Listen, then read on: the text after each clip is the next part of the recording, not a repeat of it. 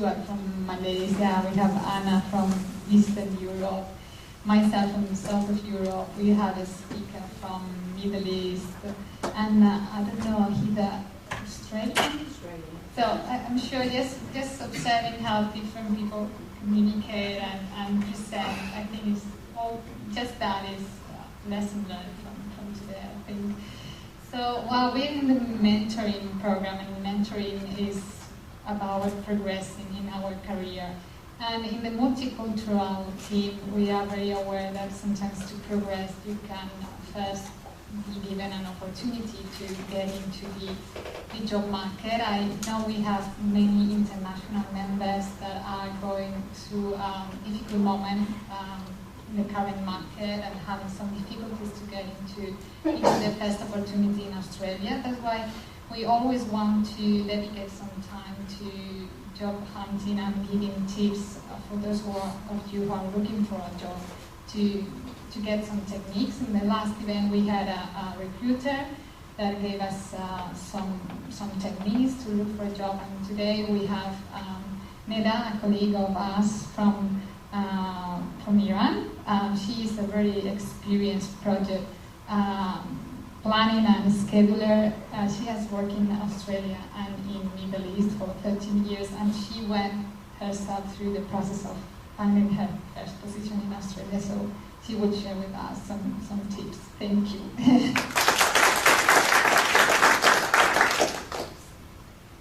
Well, hello everyone. Time for a little bit of that old story of local experience. Let me start like this. How many times have you been rejected for not having local experience?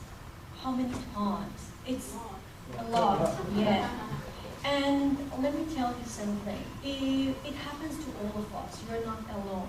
I can still remember the pains, the awful times that I had to get my local experience.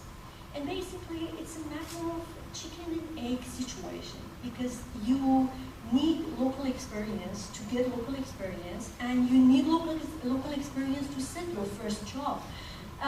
In planning, it is called closed loop, and basically it's the result of poor planning. But in life, there is no place for any poor planning. Life is going on, so we have to cross it with. And we have to fight off the battle. We have to get through. Tonight, I'm going to share my thoughts and my ideas in what ways we can tackle this battle.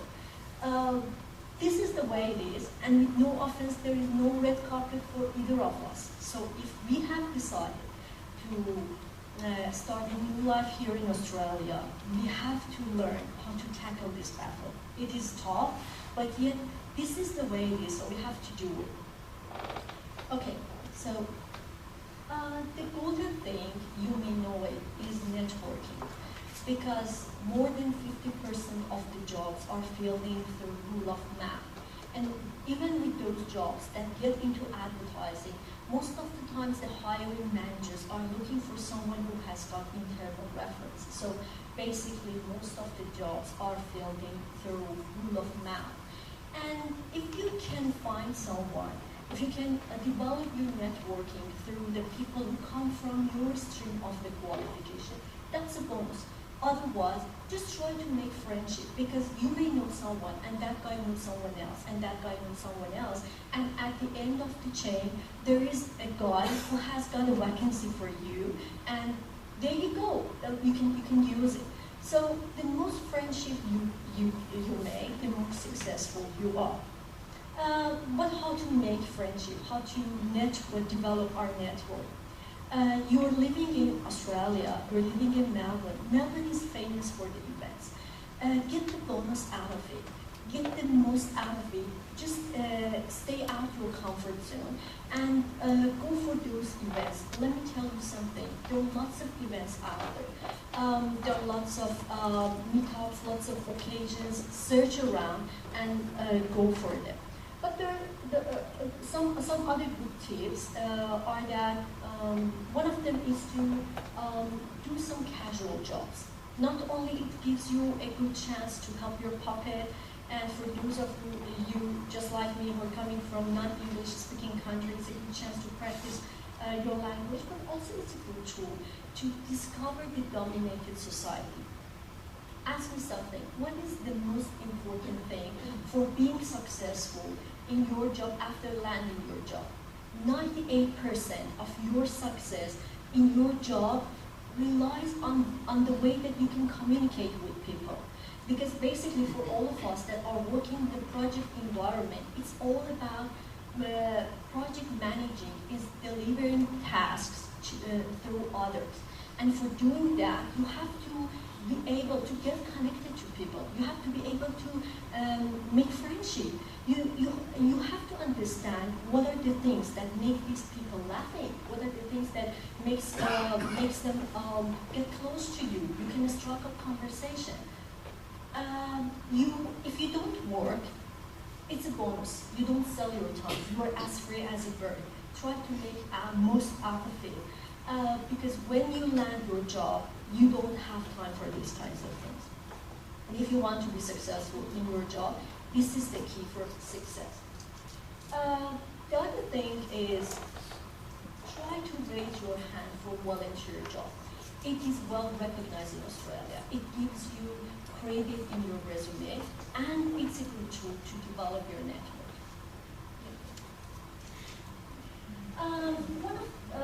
One of my best suggestions is that, I found it useful for myself.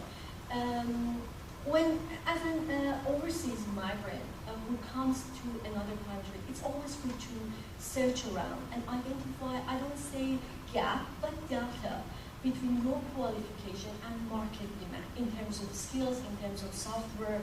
There are always software enhancements. You can always fill in these gaps through self-training courses. They are well recognized here in Australia, and they show that you are devoted for your personal, professional development. And you're not a guide only you're not there just for asking money, but you put time and energy for development, for your professional development. Also short-term courses, they're very useful. Not only they don't ask for too much amount of money, energy, and time, but also they make your resume more Australian-wise. Put yourself in the shoes of Australia.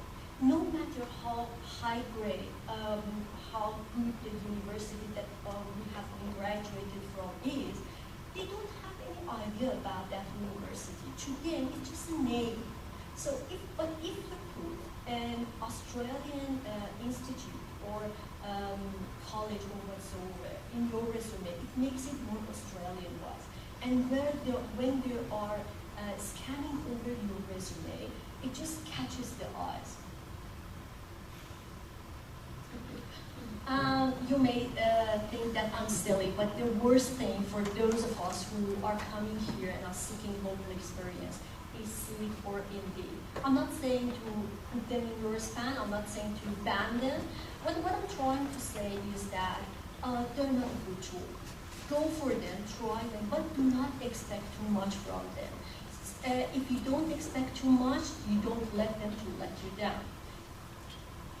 And also with recruiters, you may find the way that they work very slow. Sometimes it is frustrating. Sometimes they pick up the phone with lots of energy and you're 100% confident that they found the ideal job for you, but for the next 2 or 3 months, you don't even hear from them. And you wonder, what's going on? What's happening? Let me be honest with you. We are not a good target for them. As overseas professionals, we are not good target. It's always good to have a chat over a coffee or something with them, but do not expect, again, too much from them. They're good in order to get the information about the market movements. Have a chat every now and then with them in order to understand what are the areas that the market is rising. Let me give you an example. If they have a job with manufacturer or a supplier, it means that PMC companies are moving upward. So it's a good sign. From every now and then, have a chat in order to just to get updated. And from now on to the the end of my presentation, I want to talk about the things that we should do or we shouldn't do before applying, during applying, and during interview. The most important thing that I found it very useful is that before applying, you really have to study about the company. You really have to jump onto LinkedIn. Can I have that also? You really have to jump into LinkedIn. It is free and it is massively useful. It is really good. Check the page of the superior position, check the page of the lower position and the same position. It gives you idea about the flow of the job process that they are looking for. It gives you idea about the sort of reports they are asking for. It helps you align your resume and cover letter in terms of vocabulary that they are using. There are lots of good things out there for you. And for your resume, there are lots of things out there. I have 3 main suggestions in terms of resume and cover letter. The first one is that do not outsource your resume and cover letter. It is your qualification, it is your skill, and at the end of the day, you are the best one who can stand for it and talk about it. Do not outsource it. Not only this and ask for bits of money, and most of the times they end up with something that is useless.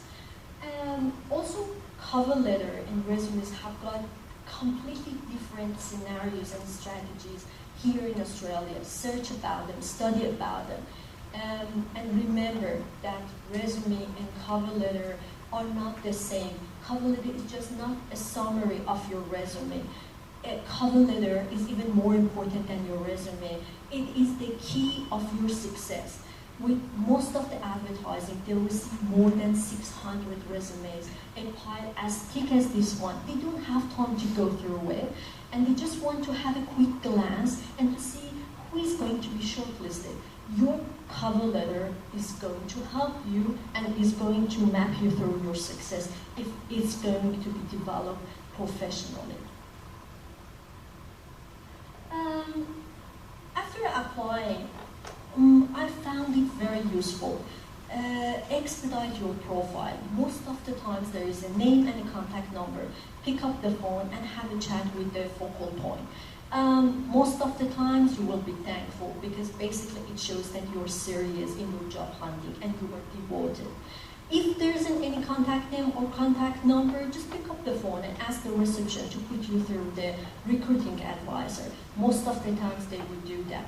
And when you have a chance to talk with the focal point, be prepared for a very short sentence and try to use the keywords that they use it in their ad. Because all the times the focal point is asking about the reference number. While he or she is listening to you, he or she is bringing up the job description. And if they can find the same keywords that they are listening while they are looking, there you go, you will be successful. At least you will be shortlisted. Within the interview, be prepared for the interview, be prepared for stress questions. Among them, the most important one is that, why should I hire you? Basically, you know that these stress questions have got nothing to do with your answers. They just want to test the way that you can handle stress, because most of the times we have to work under stress within the working environment, and they just want to test how good you are to handle the stress. So be ready. There are very good sources out there. Google for them. There is a website, 101 stress questions. The answers are not that much good, but you can think and have an idea, and probably you can develop your own answers related to your job. That is very useful. The other good thing about interviews is that if there is a job requirements that you haven't done it, do not lie, do not bluff. Because the hiring manager is someone who has got 10 more years of experiences over you. You cannot deceive him or her. The good thing is that if there is any job requirements you don't have experience with, search about it and try to, there are lots of videos on YouTube if it is construction, I don't know, any stream. Try to be prepared. You can simply say that, hey, I haven't done it, but I know how to do it because I went through some self-training courses. And it is very good because hiring manager would realize that you are a kind of person who does not bluff, and if you don't know anything, there's always area for development.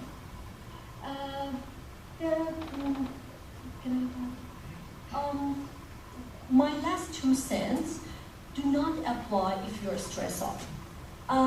Finding a job is a full-time job.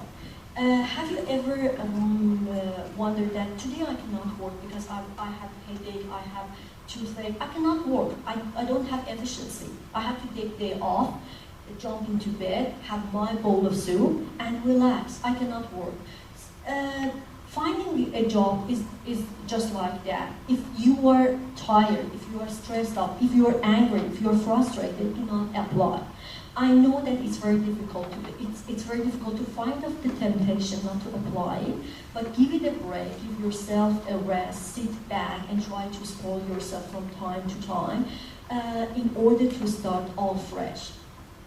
And remember, at the end of the day, you just need one door to be open. So keep knocking and knocking, and hopefully something good happens to you.